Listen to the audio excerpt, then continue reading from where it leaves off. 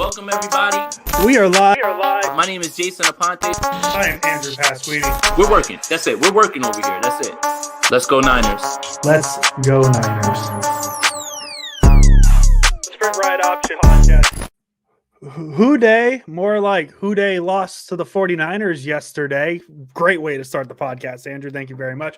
This is a new episode of the Sprint Ride Option Podcast. I am Andrew Pasquini. As always, to my right, maybe one day we'll switch it up. You'll be on my left. Not today, is Jason Aponte. Jason, how are you doing in Jersey today? How's everything going? Great. What a win. Fun win. Whatever. The result was what we predicted. We also said that Jimmy Garoppolo was going to be one of the main reasons that they won. That's true. It didn't look true for a long portion of that game, but it ended up being true. So we'll take our victory laps where we can take them. But huge win.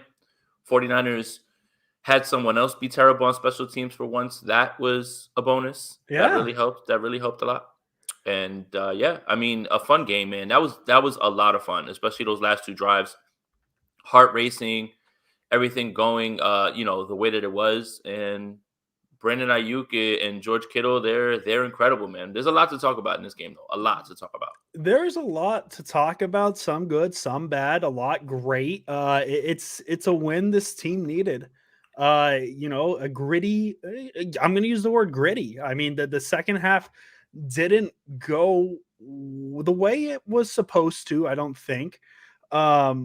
But we'll talk about that in a little bit because, things happen throughout the game and the Bengals had to throw the ball a little more. And that was kind of the Niners' weak point. But we'll dive into that. And obviously, I think the big place to start today is Jason. We're going to talk about the quarterback position. I know people love it when we do that, but this is the game we have to talk about him because I think as Tim Sprinkles and I workshopped yesterday, Jimmy Jekyll and James Hyde, we got a little bit of both of Jimmy Garoppolo's yesterday. I think, a couple bad throws here and there, but he pulled it together. He was able to help win the game. I mean, he was a big part why they won that game in overtime. It really felt like, especially after the first couple plays in overtime, the Bengals were going to go score a touchdown in this game. Nick Bosa with a huge sack, Nick Bosa. We're going to talk about him a lot. There's a lot of great things to talk about in this game. So we're not going to try and focus on too much of the negative because there is some of that, but it's a great win. The Niners are at 7-6 and it's almost it's too early to say they control their own destiny because a lot of things can happen. But per ESPN's FPI, they have a 78.4% chance of making the playoffs right now. So take all that as you want. Jason, I guess my question is, where do you want to start? Because let's have you pick today. Where do you want to start? Well, let's obviously start with this. If you're watching this live stream right now on YouTube, make sure you like this video. Subscribe to the content, subscribe to the channel, hit that notification bell so you can be notified when we go live. We should start there. Our word of the day is algorithm. All right, let's move. So let's start with the defense because a lot of people gave me pushback when I said the defense has been incredible today. And people want to point out, well, Ambry Thomas. That's what I was pointing out is the fact that defense was holding up for as long as it did with a rookie cornerback starting. With Dante Johnson, unfortunately, his mother passed away. Condolences to him and his family. All positive energy to him. Football is a far distant second, third, whatever behind that, honestly, right now. And I hope he's taking care of his family. But I want to start with the defense. I want to start with DeMeco Ryans. Mm-hmm. I want to start with the fact that I remember a lot of you and what you said about DeMeco Ryans. And I didn't like it. And you need to take some of that back and apologize. Because largely, you want to pick and choose games that you didn't like what he did? Sure, Arizona, Cliff Kingsbury kind of took him to the woodshed. It was a learning moment for him. DeMeco Ryans has been great, considering he's down to his sixth cornerback. Mm-hmm. Nick Bosa's being double-teamed more than anybody in the league. D Ford's not coming back this year. What more do you want this man to do? Fred Warner didn't play in the game. Azeez Al-Shaair stepped up. What do you want this man to do? What more do you want him to do? And I think that we should start there, give him his credit, make sure that you understand that a first-year guy is further ahead than Robert Saleh was in his first year. And I'm going to keep saying it until people, understand that as a fact and not just my opinion at this point. Yeah, and the argument people would make with you, Jason, on the D'Amico Ryans versus Robert Saleh season 1 thing is, well, look how much more talent D'Amico Ryans has on the defense. Where is that talent with how much injuries there are? That this isn't a defense right now because there's so many injuries that, in key positions, specifically the cornerback spot. They're not getting as much production in the pass rush. They don't have the talent that they had in the run defense, things like that. This is such a stripped down version of the 49ers defense, yet D'Amico Ryans keeps pulling these things together, making it work. And I mean, he really goes down. I mean, we want to talk about Ambry Thomas up front. We can. Um, you know, he had I obviously understand it's his first game in 2 years. I understand all that. I think my bigger issues were the 2 hands of the face penalties he got called for, which I think are avoidable, but they're also not talked about if they didn't come on a sack and a Jimmy Ward interception, right? So, we look past those if those plays don't end up being good for the Niners.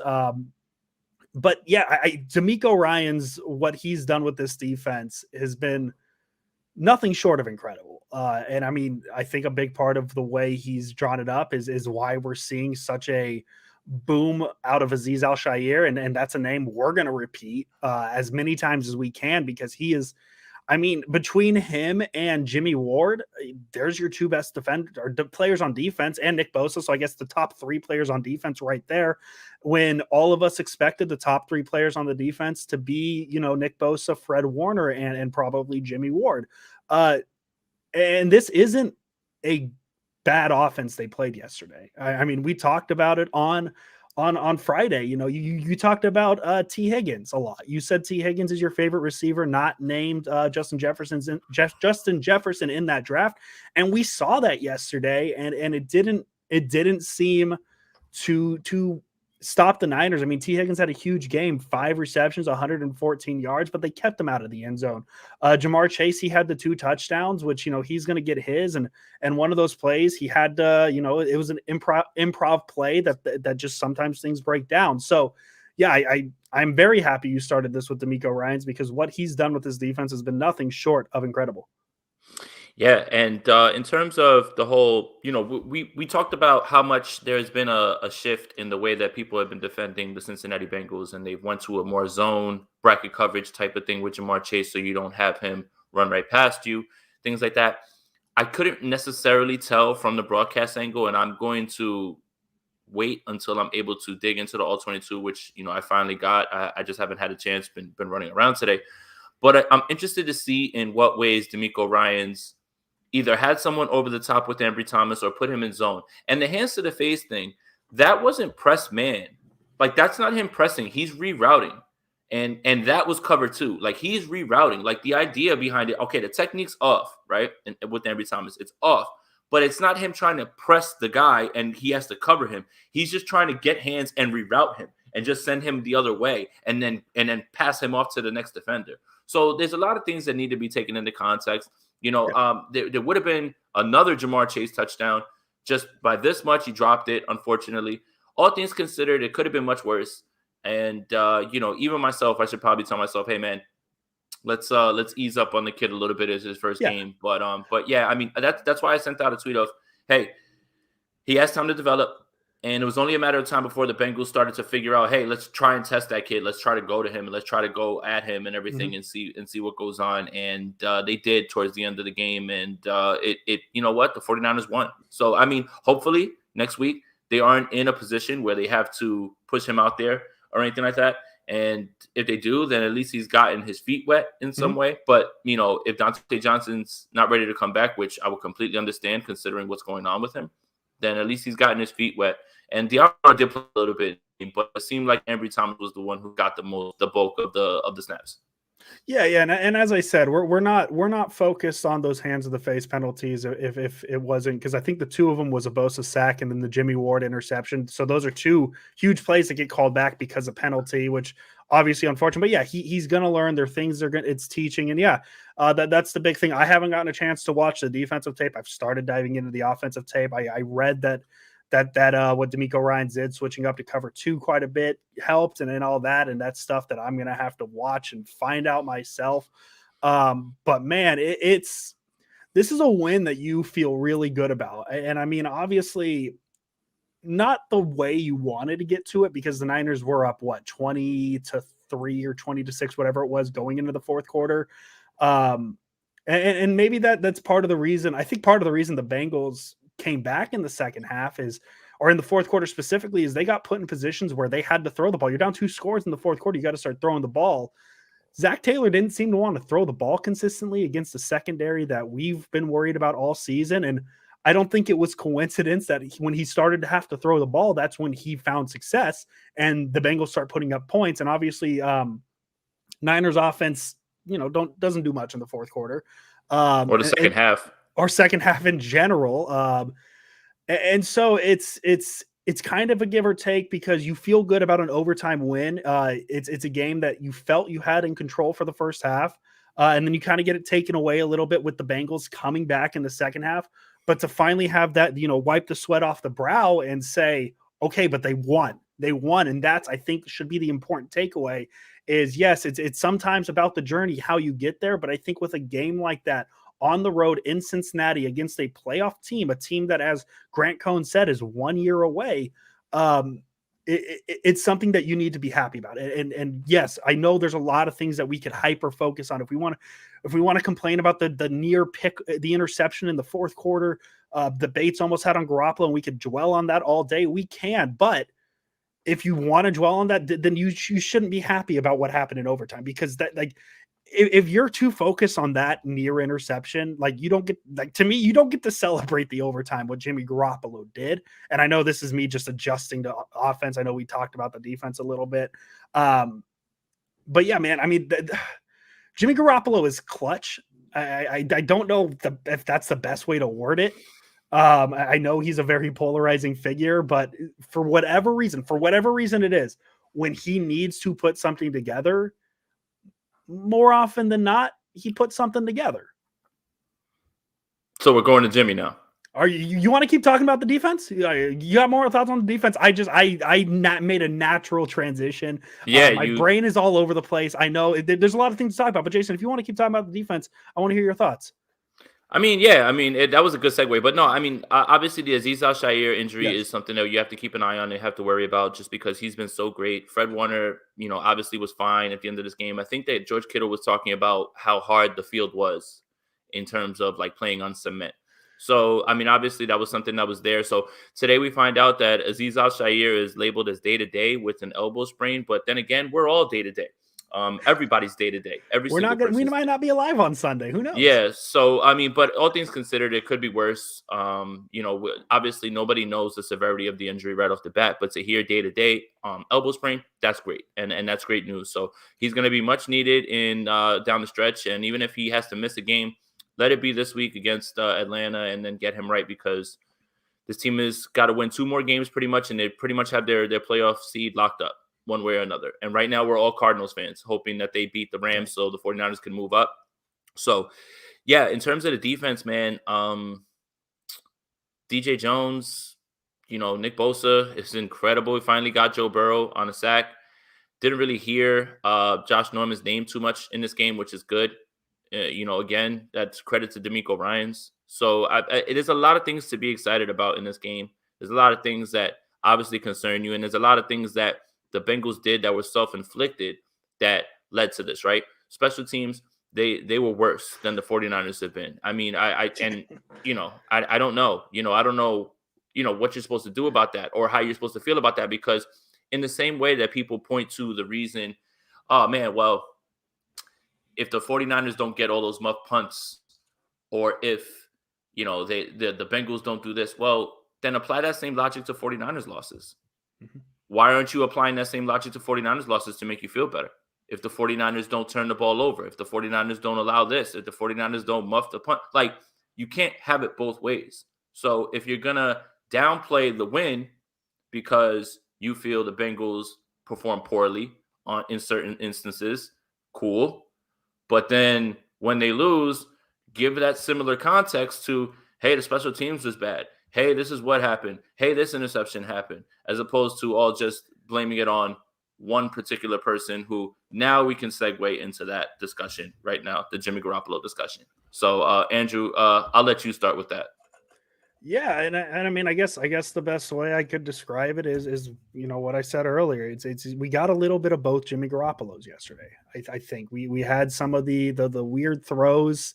I mean, the play that I know we focused in our little group chat with uh, our people is the play he just magically dropped the ball. Little things like that, like those are things you don't want to see.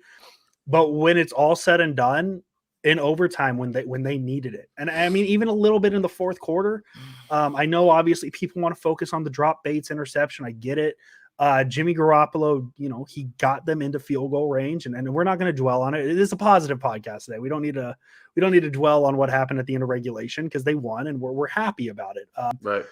But Jimmy Garoppolo put them in a position to win the game twice, and I don't know what more you could ask for out of him, because as I said, the people who are ripping him for things are honestly expecting too much out of him, because we know who he is at this point. We know who he is, and who he is what we saw yesterday. But the key for what Jimmy Garoppolo was, or the key what Jimmy Garoppolo is or was yesterday, there we go. I said it right the first time. No turnovers. No turnovers. As long as he's not turning over the ball, they will be fine.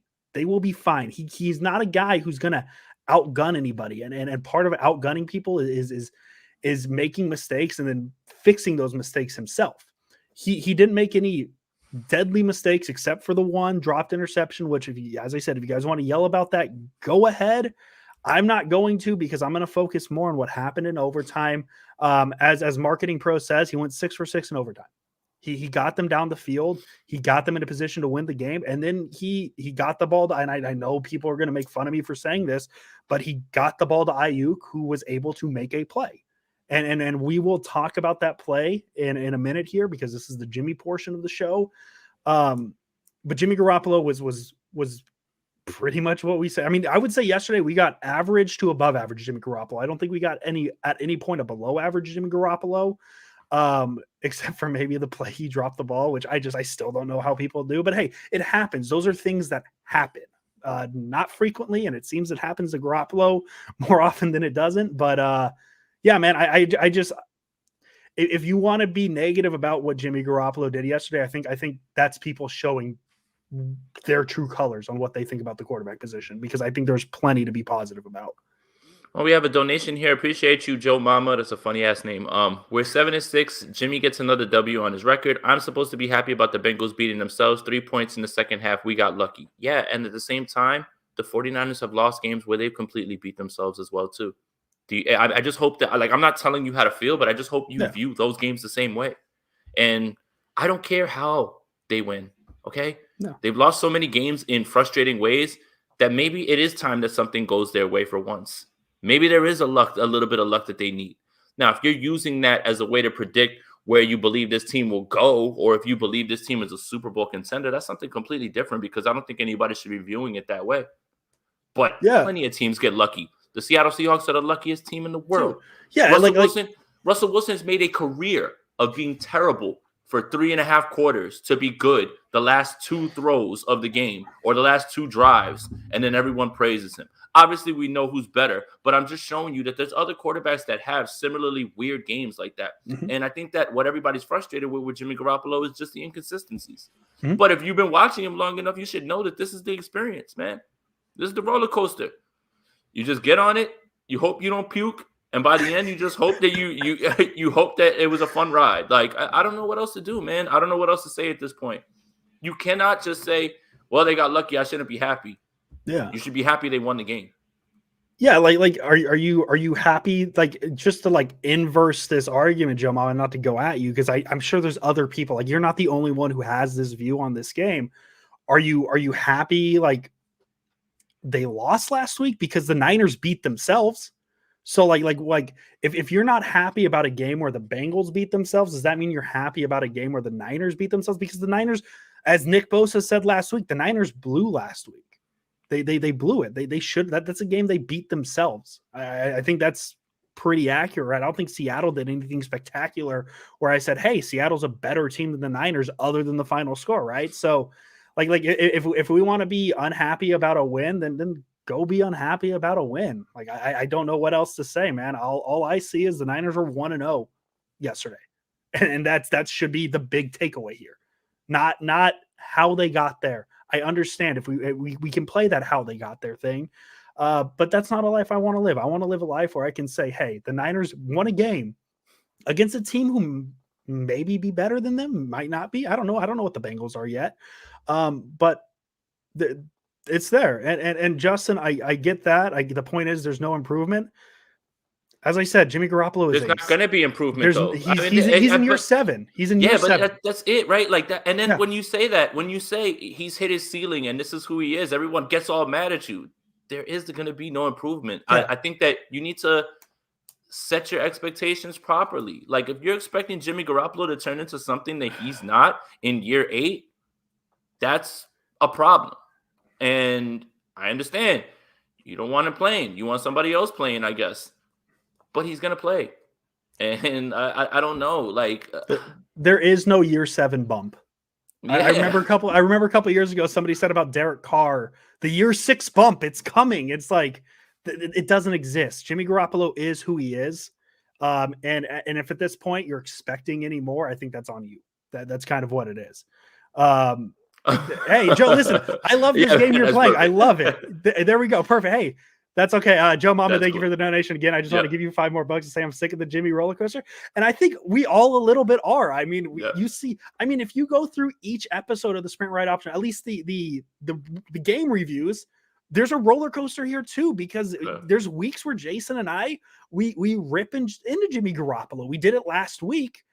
It's just, we got to learn at this point with who Jimmy Garoppolo is to not dwell on the games they win. Because if you're going to dwell on the games they win on his performance, it's going to be a little tougher. So yeah, it's a roller coaster. And that's just something you got to expect. As Jason said, you just hope you don't throw up. Yeah, you just hope you don't puke. And appreciate the contribution, bro. And I think that I can't really disagree with that, right? It's just that you're not unhappy. It's just you're not thrilled. I get it, man. We get it. But hey, but as I said, man, you got to look at it. The Niners finished 1-0 yesterday. And that's what they need. Because if they finish 0-1 yesterday, we're talking about a team that's tied with the Washington football team. We're talking about a team who's tied for the last playoff spot in the NFC with the Washington football team. And now they have a little bit of wiggle room. And I don't know what's going on. I see it's 7-3 right now in Arizona. If Arizona wins this game, we're talking about a team that's one game behind the St. Louis, the Los Angeles Rams, a team that everybody wanted to give hand up. I wanted to give them the Super Bowl because I thought they were the best team in the NFC going into the season because of Matt Stafford. So like, I understand it not being thrilled. I trust me, I was there yesterday. If Jason, I'll tell you this, if I went onto your post show yesterday, my vibe would have been totally different. I would have been closer to what Joe Mama was. I hand up on that, right? Because that's just kind of what the emotion was. But I sat back, kind of thought about it, read some things, and it's just, it is what it is. They won, and that should be the big takeaway.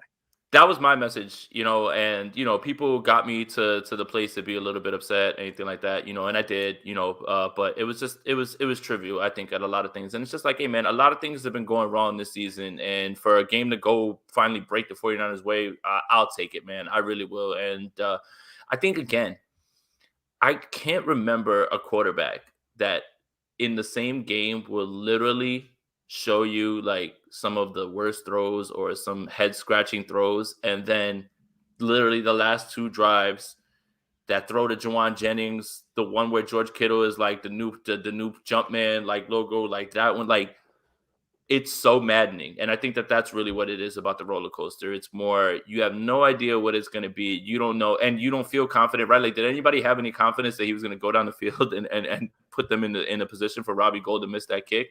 Or then to like have to go score that touchdown and go back the other way, right? But against all odds, it's like just as soon as you're ready to just say, I'm done with this dude, he's not going to be able to do anything, he does things like that. And I think that's what everybody's upset about, man. Yeah. So, hey, Jason, there's only one person who hates the Niners kicker punter situation more than me. Please tell me how you feel. I don't care. I'm tired. I'm tired, man. Yeah. I'm tired. And one more thing. This is all I'm going to say about it. Everybody who all of a sudden on Twitter yesterday jumped on the whole, well, Robbie Gold is overpaid, save it. Keep it to yourself. I don't want to hear it, okay? Because when I say it, it's overblown, overstated, and everything. Do not jump on the wave now. I don't want to hear it, okay? It shouldn't have taken that stupid missed kick for you to realize that he's overpaid and kickers don't matter, okay? That's your fault for waiting and trying to be, well, remember 30 years ago when he was a good kicker. He's not a good kicker anymore. Goodness gracious, man. Know your personnel. Thank you for the donation. Thank you for giving props to Ryan's dude. Dude isn't playing with a full deck and comes with a competent game plan every week. Can't wait till he gets a secondary. Yeah, man. Wait till this team actually addresses the position. Yeah. Next year, maybe throw some money at the position, something like that. Maybe some of these guys develop. A lot of things can happen. Burrows threw 2-3 almost picks, and Burrows outplayed Jimmy, who had one. Burrow threw 2 to 3 almost picks, but Burrow outplayed Jimmy, who had one.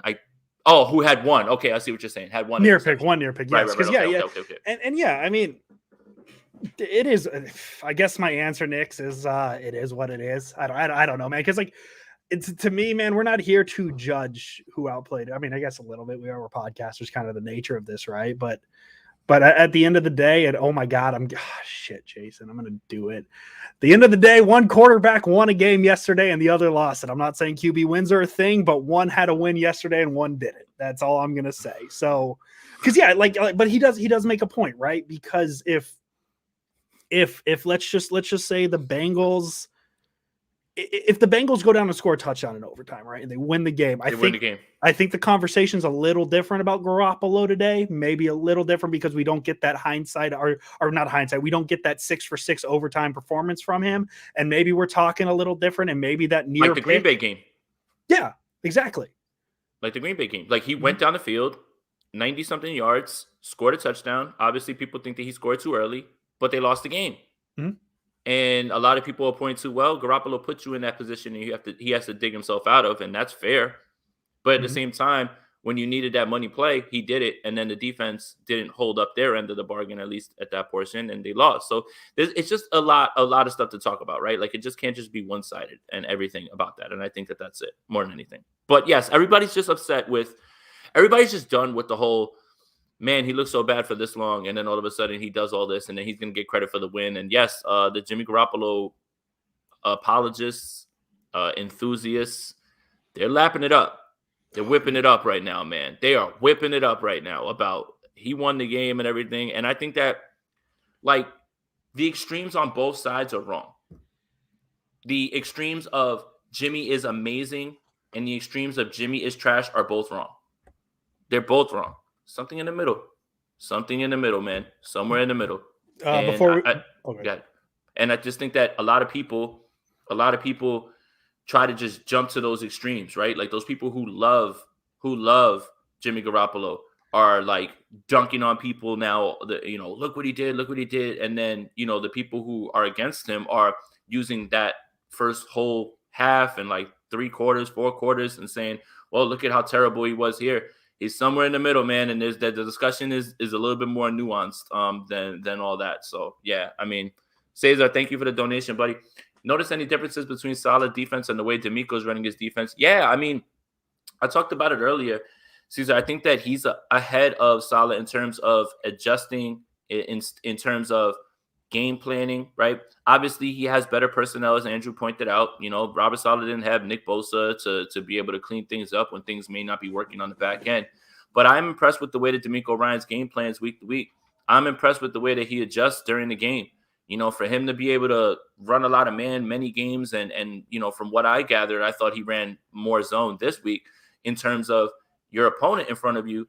I think that shows a guy who's ahead of his time right now. And again, I'm going to stick to my guns. And I think that year one, D'Amico Ryans is ahead of Robert Saleh year one. Clearly he has personnel, but for me, I enjoy the way that he game plans. I enjoy the way that he puts guys in position to win. And you have to also look at the guys developing under him, right? Azeez Al-Shaair is developing under him. He has a lot to do with that, right? And DJ Jones is playing better. Obviously, they're healthy, but a lot of things are happening around that are good. And a lot of it has to do with D'Amico Ryans. I'm impressed. So my difference is between what I'm seeing between the two of them is Saleh had a steeper learning curve and he had to grow faster, and this fan base didn't want to wait around for it.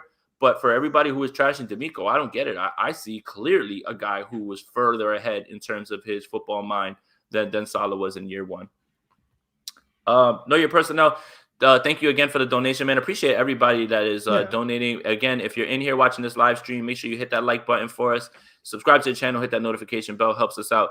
Jimmy is just a roller coaster. The problem is he's not in the middle. He's mostly boomer bust and nothing in between. All right, that's fair. Yeah, that's fair. I mean, it's just it's not as exaggerated as people are making it seem on Twitter, is what I'll say. That's the best way I can put it. To me, it's something we just need to be used to at this point. Like it's something we need to be used to.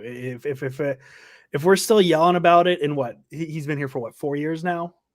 4 years now, yeah. If we're still yelling about it after 4 years, like I don't know what to say at this point, because this is who he is. This is what he is, and you just got to ride those highs and hope the lows aren't too low. I mean, I guess I'll just try and repeat the same thing I've been saying, just different ways for it to make, I get it. Like it's the quarterback position. It's the position everybody watches the most. And it's the position that makes it easier to be a good team. And now, are the Niners in a better position right now? If they get Stafford or if, they get Watson and the Watson things don't come up, yeah, they probably are. But we can't play that game. Jimmy Garoppolo is the quarterback right now, and we can't even play the what is Trey Lance game, because he's not playing. So we can stress about it. We can stress about it, or we can just sit here and say this is who he is, and we just gotta hope that now on Sunday it's going to be a week-to-week thing. We gotta hope, and I saw Atlanta Jordan in here. We gotta hope that Jimmy Garoppolo shows Atlanta Jordan how good he can be and not how bad he can be. That's just kind of what it is. Well, all right. I think we've talked about Jimmy Garoppolo enough, I think we're good. I'm tired of talking about him, and I'm tired of just saying the same things over and over again. Let's talk about somebody who is the best at his position that is on his team, and it's not Trent Williams. Is it George Kittle? Hi, George Kittle. Oh, it's George Kittle. Okay. Hi, George Kittle. Incredible what happens when you get that man involved. Incredible what happens when you target him 10, 12 times. Deebo Samuel was clearly limited in this game. Yeah. And they were using him in the run game. When you need a big play, when you need it, gotta have it. They were covering him. Zach Taylor was frustrated in the press conference. Woo! We tried everything. Can't stop him. Can't stop him. Can't stop him. Incredible, man. These two back-to-back weeks, 181 yards. 150 yards, something like 151. that. 151 yards. Incredible. Best in the league. Need to stop capping about Travis Kelce. And we'll take this donation, 49ers Daddy. Any truth to Peter King's reports, Jimmy G coming back? I don't know. I don't know. That's the best. The best way to answer that, 49ers Daddy, is tune in 2022 and find out. I mean, we really don't know at this point, man. Everything's a rumor, and it is what it is. George Kittle's very good. I don't think that needs to be said. I accidentally I threw a stray at Vernon Davis yesterday. Probably shouldn't have. But I think it's a fair thing. I think the reason George Kittle is so damn successful and so hard to stop is he looks for that contact. He's out there. He's the player in my mind that, like, he's the biggest threat on the Niners. I know we talk about the Yak Bros, and I know Kittle's part of it. The big reason that he is a guy that teams fear is his ability to take a 2-yard catch and turn it into a 25-yard catch. And it's not because he's juking you or making guys miss. He's just running through players, and that wears down defenses. That absolutely wears down defenses. And then you add the ability. And I get it. If there's any Chiefs fans here, you're going to say Kelce's your guy. And I get it. We're Niners fans. We're going to say Kittle. I think the big reason that makes Kittle better than Kelce is when Kyle Shanahan's using him like he has the past couple of weeks, he has the ability to be the same receiver, the same quality of receiver as Kelce, but then he has that added on ability of pass blocking or run blocking too. And I think a lot of the big plays, this is the second week in a row I've watched George Kittle. His ability to hold his blocks until the last second on play action rollouts where he's the leak option, where he just, it's something so small and so minuscule. he holds those blocks until the absolute last second when he knows he has a ton of space. When the second he leaks out, I noted, as I said, I'm through like the first quarter on the tape. He already had one of those plays early. It was just a little 2-yard dump pass where he held his block as long as he could, leaked out into open space. Little things like that is why he gets open so easily. And then his ability to run with the ball is second to none, really. I think he's like, we talk about Deebo Samuel and his ability to run in free space, and the reason I think Kittle is better than Samuel in his ability to run through free space is because when Kittle gets into situations where there's not much free space, he creates it. And I mean, the play obviously everybody needs to go to for the example is 2019, the play against the Saints. That's him just looking for contact and making a play happen, and he does that every game.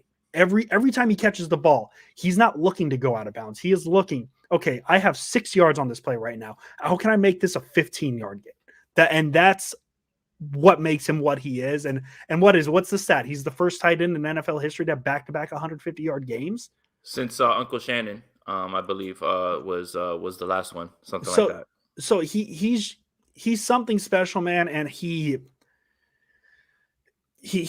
the heart of this offense, man. And it's so maddening to see how good he's been the past 2 weeks. And you go back and look at how he's been used earlier in the season. It's like, why hasn't Kyle Shanahan been doing that all year? Well, Deebo Samuel. Well, Deebo Samuel's a large part of it. When Deebo Samuel's not there, you have to, Deebo Samuel's not a wide receiver right now at this point. Mm-hmm. He's just not. And he wasn't in this game. And even when he was playing, when the 49ers have had their problems at running back, obviously when Elijah Mitchell was there, they were using Deebo Samuel as the backup. Mm-hmm. This is out of necessity now. And Deebo Samuel was much more of a focal point to this offense the first few weeks. I mean, that's not even really up for debate. Whether you agree with that or not, that's up to you. But that's why you can't get George Kittle the ball 10, 12 times. You're feeding Deebo Samuel. Yeah. I mean, the only pushback that you can give, or that I can give on that, is that Brandon Ayuk wasn't largely involved. So if Brandon Ayuk's not involved, why aren't you involved in Kittle? Right? So I think that Deebo Samuel is the focal point of this offense and will be when he's healthy, when he's ready to go. But right now, out of necessity, especially these last 2 games, it had to be George Kittle. Mm-hmm. And he's answered the bell. It's nice to know that you have a little fallback option like this too. And actually looking at it, Jason, Kittle is the first tight end to have back-to-back 150 yards game. Oh, wow. He passed a Sharp in career 150-yard and 1 touchdown games. So okay. that's what he passed Sharp in. And actually, let's talk about Deebo for a second, because Jason, Deebo made you look really smart yesterday. You want to know why? Because you said his running ability, right? If you take away the touchdown run, he had 7 carries for 10 yards. Yeah, the touchdown run, a big run. Jason said this on Friday, man. It's that one big play. It's that one big play he gets that makes his running game. But that's what makes him so good is that 27-yard touchdown run. And Jason, you'll notice on the all-22 when you get to it, there's a certain player who made that play. Oh, no. I noticed it during the game. You noticed it during the game? He had two in that drive. And you know that I give him a lot of crap. Tom Compton. Yeah. You know Tom Compton is the number 2 rated right tackle right now in run blocking by PFF. Did you know that? And I did not know that. He is the lowest graded in pass blocking. But can't have everything. But for Kyle Shanahan to be able to get that out of a guy who, like, I felt shouldn't even be on the roster and shouldn't even been here, man, is incredible. But yeah, he's out there leading the charge. He seals the block off for Deebo Samuel to hit that sideline and go there. Again, when you do something right, I'm going to give you credit, man. I really am. And Tom Compton had 2 very good blocks. He opened up another block for Jeff Wilson on that drive, and then he had that one which sprung the touchdown. It's amazing. As much as people want to give Kyle Shanahan crap or whatever it is, what he's doing, scheming around certain like the right side, Daniel Brunskill has 6 pressures allowed in this game. Yeah. Tom Compton was, in pass blocking, we know that that's not it. But what they're getting out of him in run blocking, I got to give credit to Kyle Shanahan, man. I think it's very obvious, especially with Tom Compton, what Kyle Shanahan values in his right tackles. I think he wants run blocking right tackles, and then the left tackle kind of being a jack of all trade guy, because he obviously adopted Joe Staley, and then he goes out and gets, what is it? 99 PFF grade. Take whatever your opinion is on PFF. He has a 99 out of 100 PFF, and that's Trent Williams. And I know Brad Graham always the first guy. Ooh, that's a great question mark. I know why. Go ahead. Jeff Wilson's not that good. When Elijah Mitchell was in there, he was running for 100-something yards. That's pretty easy to see, man. I mean, if you like putting Deebo Samuel in a spot where he has to be the second running back, Jeff Wilson is not playing that well right now. Elijah Mitchell was running the ball very well.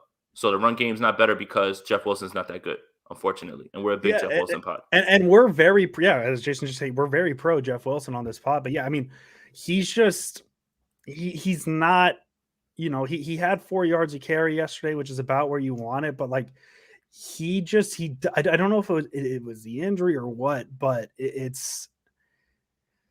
he just doesn't seem to have that explosiveness this year. I don't know what it is. He's injured. It's the injury. I mean, it's the injury, and certain times I see him tiptoeing a little bit, and it is what it is, right? Like, and again, even Deebo, right? Deebo scores on that 22-yarder, 7 carries for 10 yards, and the reason that you keep giving him the ball, the reason that you keep giving Deebo that shot is because he has that home run ability. That's why. So, yeah, I mean, Jesse, unfortunately, Wayne Gallman was picked up by the Minnesota Vikings today when Alexander Mattison was put on the COVID reserve list. So that's out as well, too. So Frank Gore's available. Just got to hope, goodness gracious, that Elijah Mitchell is able to return this week. Just got to hope Elijah Mitchell's back. And I think a part of it is, too, I think, especially with the way Shanahan has treated the backfield, because I know McKinnon and Coleman weren't favorites, and Breida and all those guys. We'll get that question in a second. I think he likes to have a lot of options and keeps things fresh. And right now, the only running back is I know JaMychal Hasty's out there, but I mean, Hasty didn't get a carry yesterday, so I don't know what that means for the opinion of Hasty that Shanahan has. But there's a reason Shanahan has 45 running backs on this team, and right now he only has one he seems to trust. I think he likes to rotate guys in and out, keep them fresh. And I mean, we could be talking significantly different here if the Niners have a healthy Raheem Mostert, Elijah Mitchell, and Jeff Wilson, where there's a healthy rotation going along. So like, there's a lot of reasons this run game isn't working. I don't think the run blocking is the issue. I just think it's not enough rotation for what we're used to with Shanahan, and little things like that. Yeah, Mark, this is a great question. Would you consider resigning Mostert next year on a cheap contract? I would. And I actually think that that's actually a little bit more likely, just a little bit more likely at this point, just because, right, Jason Verrett had a breakout season and he had every opportunity to go out and get a bag. But he talked about the loyalty that this front office showed to him, that this regime showed to him, and he wanted to be here. Raheem Mostert, while he's injured, is tweeting about this team. Got a lot of support from everybody over here. Maybe I'm just reading into it a little bit more, but he might be open to something like that because culture matters, right? There's a lot of people who want to be here. They remember Raheem Mostert was found money, and he was found money here. And, maybe Raheem Mostert chases a bag, and I'm fine with that. Go for it. If someone wants to pay you, go for it, bro, because this is the NFL. Always make sure you get your money, because this league is ruthless and it'll spit you out. It'll chew you up and spit you out really fast. But if he wants to come back, I'm all with that, because there is a little bit of juice that's missing, right? I think that Kyle Shanahan very much saw Raheem Mostert being here for a large portion of the season and being that engine of this offense. So who knows? But I would love it. And who knows if he feels the same way? Who knows if this regime feels the same way? But I would absolutely be on board about bringing Raheem Mostert back, especially for a cheap 1-year deal. Well, Deebo Samuel is essentially the Raheem Mostert right now, because I think Raheem Mostert's biggest ability for the 49ers was his big play ability, right? Like, yeah, he's a fine running back, but his biggest ability was, like, you never know when he's going to break out that 75-yard run. You never know when he's going to break out that 85-yard screen pass. And that's kind of what Deebo Samuel is right now. And obviously you don't want your best receiver to be that, right? Because he, you want to use him as a receiver and have two of those threats, because if you have Mostert and Samuel on the field at the same time, that's two different threats that you have that. So I think that's a big part of why Samuel's getting so many carries is Shanahan sees his big play ability, because he's shown it so many times. And I think that's what made Mostert work is, and I think even the duo of Mostert and Wilson worked, is because Wilson was that guy who's going to get you 4 yards a carry, and Mostert's going to be the guy you put on the field where you're looking for a big play. So things like that. Luis, oh, that's a great name. Luis Fernando Aguilar Alonso says, I don't think they can sneak Mostert in. I'd rather have the team spend considerably on edge and corner help. Sure, but I don't think Mostert's going to break the bank. And Jason has his hand up, so let's go to him. Cap increases by $40 million, and then you wipe out $27 million off of the account. Absolutely can happen. You know how you get rid of it. You free extra. You know how you free it up, and the cap's going up. This league is booming right now. The league is booming because everybody's back in seats. Salary cap's going up just like they wanted it to. $40 million extra.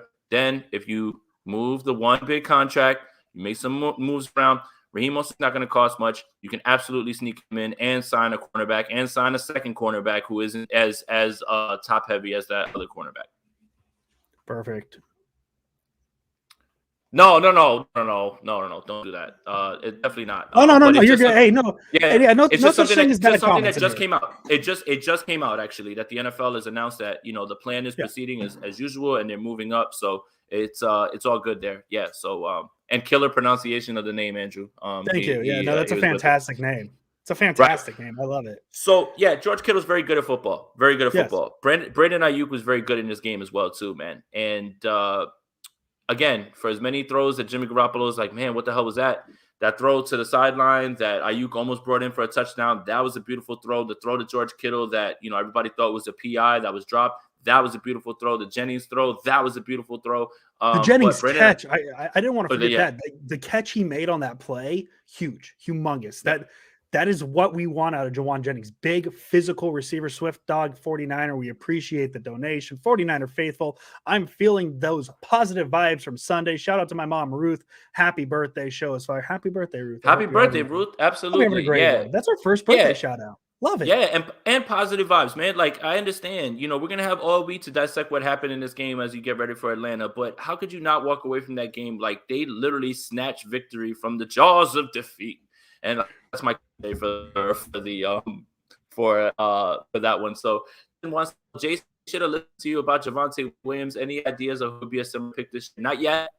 Just haven't gotten into it yet, but I am going to be down at the Senior Bowl, and that's where Javonte Williams wasn't at the Senior Bowl, but when I started looking at Michael Carter, because I fell in love with him, and I think he's great, the tape started showing me Javonte Williams, and I'm like, well, who the hell is that?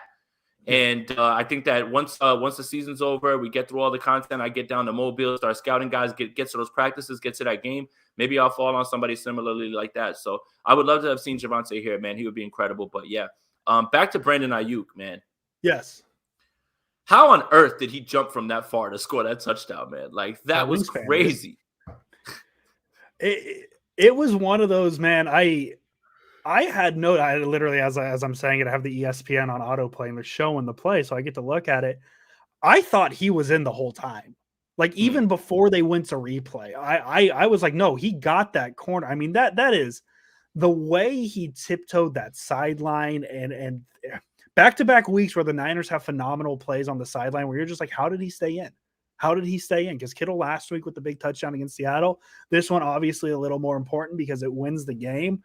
And he is so athletic, man. And it really feels like Kyle Shanahan is, and it feels weird saying this about a coach that you and I have hyped up so much. We are big college only Shans, he's finally figuring out how to get all of his weapons involved.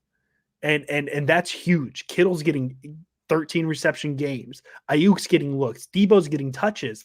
And now the question is how is he going to involve it once, the running back situation gets a little healthier? How is he going to involve it in the pass game? And just this offense, he's so many weapons, and Brandon Ayuk's a large part of it. I mean, we talked about it last year, Jason, that Brandon Ayuk, out of all the receivers on this team, feels like he has the potential to be a true number one. And we lost a little bit of that earlier this year because of the lack of use. And he's slowly getting back to that point. And it's unfortunate for Ayuk, very good for the Niners that Debo is having such a phenomenal year that we're kind of getting lost in how sneaky good of a year Ayuk is having, despite kind of having half of a season off. Yeah, I'm just happy that, again, in a game where you needed it to happen, obviously Debo Samuel wasn't lining up as a wide receiver. There's some crazy stat out there that I think he has one target in the last 3 games that he's played. And that just goes to show you, based on what's been happening with the running back group and the depth there, that obviously Kyle Shanahan needs him to be there, because he needs a guy who he can consistently count on getting good runs out of, in terms of Debo Samuel. But Brandon Ayuk was great in this game, man, and I love watching the progression, him getting better. Again, mainly with the way he was handled earlier in the season, but you can argue the way that he's progressing right now. So, I mean, at that point, I'm a big process over results guy, but the result is what I want, and he's playing well. So that's why Kyle knows more than I do, and I'm just a guy yelling in front of a bunch of Batman things. So, I think that's the best way that we could put it. But so many good things that actually happened in this game. Good to see special teams struggling for other teams, just to know that it's not something that is only a 49ers thing. Good capitalizing, and River Craycraft getting down there and getting those fumbles. That's big. Like, muff punts don't matter if you don't come down with them. So, Yeah. I mean, special teams clearly was an emphasis this week. I wish we'd get a little bit more out of the punter. He's not playing well at this point. I don't want to hear it anymore. He's not punting the ball well. And you know how I feel about that one kick. But in terms of that, it's nice to see that other teams are struggling right now, special teams, that it's not just a 49er thing at this point. So almost 50 minutes in, almost an hour. So again, if you're new here, hit that like, hit that subscribe button, hit that notification bell. And yeah, I think it's time for 3 stars, Andrew. 3 stars. I was going to go, you jumped in front of me. I was going to go honorable mention Brandon Ayuk, just because I think the 3 stars in this game are obvious. Maybe they are pretty agree, obvious. Maybe we disagree. I will see what happens. They are pretty obvious. But we got the Ayuk conversation out of the way. So Jason, reading my mind, 10 out of 10. Guy talking in front of Batman stuff is my new favorite thing you say. My 3rd star, I'm going to go James. I'm going to go Jimmy Garoppolo. Cool. Yes, I get it. I understand it. He's inconsistent. The most consistent thing about him is he's inconsistent. I understand it, but man, he showed out. He came through when the 49ers needed him to come through, and that was in overtime yesterday. I understand that people don't like him. I get it, but we know who he is at this point, and don't expect any more out of him. It's just, you hope you have a good day. And yesterday we got an okay day, but he was good when they needed him to be good. So I think for me, that's good enough for a 3rd star. 3rd star for me, Nick Bosa. Finally got his guy, and he finally got the sack. And imagine where he would be if he wasn't getting double teamed constantly. Imagine where he would be if they actually called holding. And he's just incredible. I mean, he's starting to put himself in a place where you have to start discussing him as a defensive player of the year. I think Micah Parsons is doing an amazing job this season, and he's been incredible. And I could see that argument completely. But considering coming off the ACL, you know that he's just ramping up, and he's starting to get. I still don't think that he's exactly where he needs to be from the ACL. So yeah, Nick Bosa, man, which is a scary thought. That guy's good. It's a very scary thought that he might not be all the way back from the ACL yet. Chris, well, thank you for the content. You guys are bosses. Thanks for the content. Appreciate that. Thank you for the contribution. So, yeah. My 2nd star is Nick Bosa. I mean, 2 sacks yesterday. He faces an unreal amount of double teams, and he just doesn't care. I feel like we change week to week on who the best player on the defense is. But for today's argument, I think Nick Bosa is the best player on this defense right now. And he's very good, man. And thank you, Arizona. I'm so happy that Kyler Murray is working out for you guys. Thank you for dropping Nick Bosa in the Niners' lap, because this defense is nowhere near as good as it is without Nick Bosa just consistently being very good. Yep. My 2nd is Jimmy Garoppolo. And I understand, Jesse Bates almost intercepts the pass. I understand no points in the second half. You had to have it 2 times. And I don't think that there's many people that thought he could do it the 1 time, let alone the fact that there was no way that you were going to try to put that field goal up 1 more time, because look at the time. You take that field goal, 3 minutes left, that game has a very big chance at being tied, which I would argue is a loss, because it's not a win.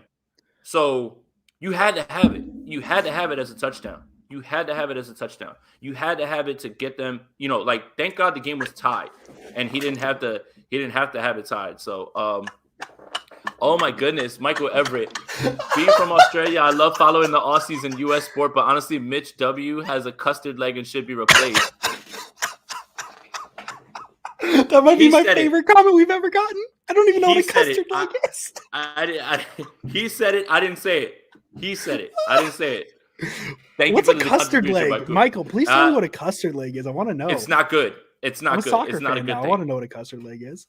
No, but in terms of that, right, it's a good thing the game was tied because that missed field goal just sent you to overtime. But then they score right away. And if the 49ers put up that field goal and let's just say they tie it, then there's a very good chance that they tie that game. And that's worse. So to be able to go down the field, 6 plays, win the game, Jimmy Garoppolo, second star. Way to go, buddy, man. You really know how to make things interesting, and you really know how to put people in panic mode. And then that's what made the win more exhilarating is because I was just like, oh, my goodness, man, I can't believe that he just did that, right? Like, and I can't believe that they just did that. So I feel like a lot of the excitement that I had after the game was the fact that I could never have foreseen those circumstances playing out the way that they did. And, yeah, man, Jimmy Garoppolo, number 2. Yeah, and also point 2 on the near tie that I wanted to say that I didn't say. I was already playing a game in my head on like, okay, is Kyle going to go for on a 4th down here just to like be aggressive and try and go for the win? Yeah, so I don't know, man. That's a great point. I didn't even think about it. Jason Aponte, it seems we do this a lot. On the count of 3, 1, 2, 3, George Kittle. George Kittle, I'll let you go. Go ahead, Jason. My goodness, man. I mean, what a joy. What a joy. And more than anything, it's about football fans, right? And I don't think that you could talk to another fan of another team and say, hey, what do you think of George Kittle? And they would say, man, I think that guy's annoying. Football's better when George Kittle's playing football. Football's better when George Kittle is dominating targets. The 49ers are more fun to watch when George Kittle's playing, and he's playing well. And he's carrying this offense right now these last 2 weeks, man. It's just been a joy to watch. I'm so happy for him. Nobody works harder. He talked a lot about the injuries and everything, and everybody says, oh, well, he runs too hard. Some of those injuries had nothing to do with running hard, anything like that. Happy for the guy, man. I'm happy that he's been playing well. He's a joy to watch. I love watching him play football. And this week, probably going to wear my George Kittle 1 or 2 of those jerseys over and over again. So, I mean, that's just kind of where it's at. I mean, George Kittle's one of my favorite Niners for a reason, and he's shown it the last 2 weeks, man. He has shown it the last 2 weeks, and boy, oh boy, if they can get Kittle doing what he's doing for the rest of the season, I'm feeling very, very good about where the 49ers are going to go. I think this offense goes as far as George Kittle takes them, and he has been so damn good. And I mean, there's situations where if your name is up there with Shannon Sharp, you're doing something right. You're doing something right, and George Kittle does it every week. So there's our 3 stars, Jason. Before we get out of here, we got to play 49ers Twitter's favorite game show. It's where are the 49ers in the playoff race right now? They are at the 6th seed. They would be playing the Tampa Bay Buccaneers just like they were last week. The only thing that can really change from now and next week is if the Rams lose, the Niners will be 1 game out of the 4 or 5 seed. And that's really it. The Niners play the Falcons this week, who are a game behind the Niners. So this is actually kind of it's an important game for the Niners. It's an important game for the Falcons. I like to think the Niners are better than the Falcons. So the Niners can really give themselves some cushion. And right now they have the tiebreaker over the Rams. So that's humongous. That is humongous. That is huge. So that's where the Niners stand in the NFC playoff race right now, Jason. What a fun game to get the breakdown to and now talk about. So also quick announcement. If you guys aren't subscribed to the Patreon and you want to get some bonus content, which is going to include a film breakdown this week of the game, and it's going to be something that's only on the Patreon, you can subscribe to the Patreon on there. There's 3 different tiers. The lowest tier will get you access to that film breakdown. So it's going to be fun. I'm going to get to dig into it, and I'm going to, try my best to pump out content for you guys who have been supportive. A lot of you guys sent money even before I put anything up, just because you guys want to help out, and I appreciate that a lot, man, because you guys know that most of the time I just take that and I put that, to put food on the table for my daughter. So, I mean, it means more than you'll ever know. So, yeah, fun game, man. We're going to have a fun week this week, and we're going to have a lot of fun talking about this Atlanta game coming up. The 49ers control their own destiny. Just keep winning games, man. Keep winning games. Get into the dance. That's it. That's all you can really ask for, and then let's just see where it shakes out. But this was a fun one. I mean, it was heart-wrenching. It was, sweaty, but hey, wins are wins, man. And this league is a tough league to get wins in, so you need to celebrate wins however you get them, man. That's it. That's really where it is. Jason, the question that's been on my mind, because I've been waiting for your jacket to go a little to who's on your shirt? Is that Jeter? Oh, yeah. Oh, Jeter. Yeah. Okay, beautiful. Yeah. I just wanted. I have a shirt just like that, but with Tim Lincecum on it. I don't know where it is. Nice. I guess that's it for this week. We will see you guys on Friday, same time, same place. David, sir, thank you very much for the donation. Merry David, Christmas. Thank you so much. Merry Christmas to everybody out there too. It's getting close to that time. Just enjoy the time with your family as well. Enjoy your football. There's football Thursday. There's football Saturday. There's football Sunday. There's football Monday. Now, at the end of the season, now it's really ramping up. And honestly, Andrew, one more thing I wanted to point out. Yes. This is the first time we're doing a podcast for a playoff team. It is. It's heckin' electric, man. This is what we were hoping when we started it last year. Obviously, things happen, but we're coming down to the playoff race, and the Niners are very much they're in a good spot. They're in a good spot. This is obviously when you lose 4 games in a row early in the season, you don't feel great. We've already had the lows of the season. We've already had it. Wait, hopefully, Silver and Cold, are you a Raiders fan? Please tell me you're a Raiders fan. Yeah, if you're a Raiders fan, that's okay. No, I would love that because you guys had a fun week this week. Had a fun game. Yeah, that was a lot of yip yapping you guys did on the logo, and then they dunked on you. Is that what Silver and Cold is? I mean, it's okay. I hope so. If you're not a Raiders fan, I apologize. But if you are, that's pretty funny. Yeah, man. That was a game. That was a Raiders podcast. No, I'm joking. Yeah, man. It's fun. This is going to be a fun month. I mean, all you can ask for is being in a position like the Niners are right now. Is get into the dance, and you never know what's going to happen once you get in.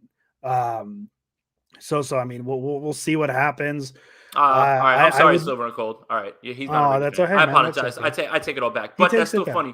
That's still funny against the Raiders. I take it all back, though. I apologize. But no, it doesn't change the fact the Raiders got smacked. We like that. Oh, you're a Niners fan. Oh, okay, cool. Hey, that's okay. All right, awesome. There we go. Hey, Jason Aponte, as always. Let's go Niners. Let's go Niners, and Jimmy Garoppolo's fun. Yeah, that was a fun game. I had fun. Welcome, everybody. We are live.